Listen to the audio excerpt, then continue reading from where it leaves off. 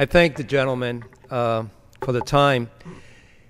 Every so often, an issue comes before Congress where I honestly have to admit that I scratch my head and I say, do I fully understand what we're talking about here? Because it makes no sense to me.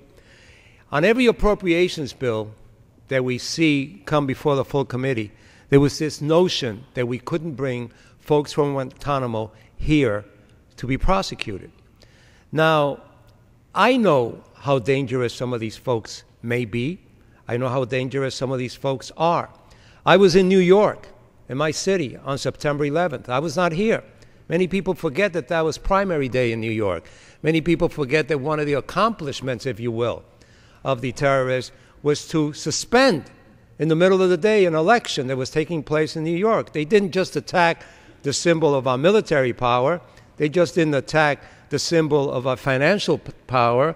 They were not just geared towards attacking and did not do it, did not get a chance to do it, to attack the symbol of our legislative power, but they disrupted an election, which is perhaps at the center of our strength, our electoral process. I was there. I saw the pain. I know that they killed a lot of people, but they didn't defeat us. And let's be clear about that. They killed a lot of Americans, but they didn't defeat us. And they will never defeat us unless we begin to run away from who we are as a people and as a nation. Unless we begin to throw away and turn our back on the Constitution, on what makes us a unique country, then they have a chance to win.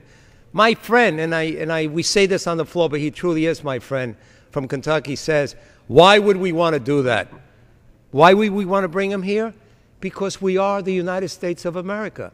Because we're a great democracy that is not afraid to bring people to justice when they deserve to come to justice. Because we have nothing to hide.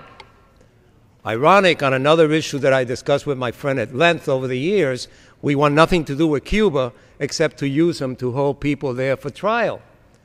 Why not bring them to New York, where they committed their act, the scene of the crime?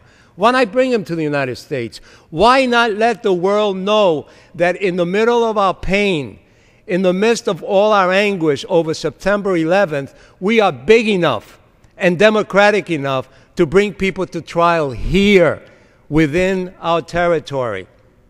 We have nothing to fear. And as far as whether or not there will be Miranda rights involved and whether people have rights, why not? What is so difficult to understand about that?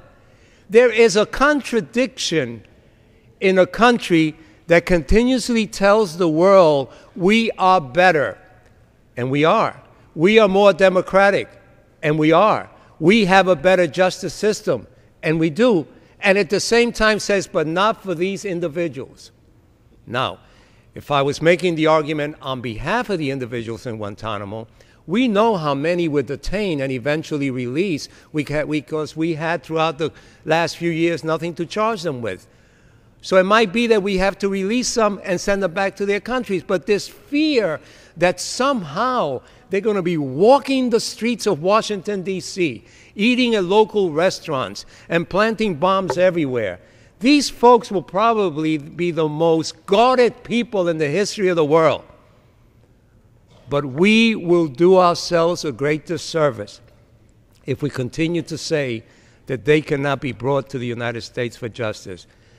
Why should they be near our community residents was one of the questions asked. I see it differently. Why not see our system in full bloom? Why not see the world understand that and allow the world to see and understand that we're not afraid to bring people here to pay for their crimes, to go before our justice system? Now, here's another question. So we bring them to justice in Guantanamo. We find them guilty in Guantanamo. Are we going to incarcerate them in Guantanamo? Are we going to keep them in a foreign country for crimes they committed against our country? Or are we going to bring them here to a prison here?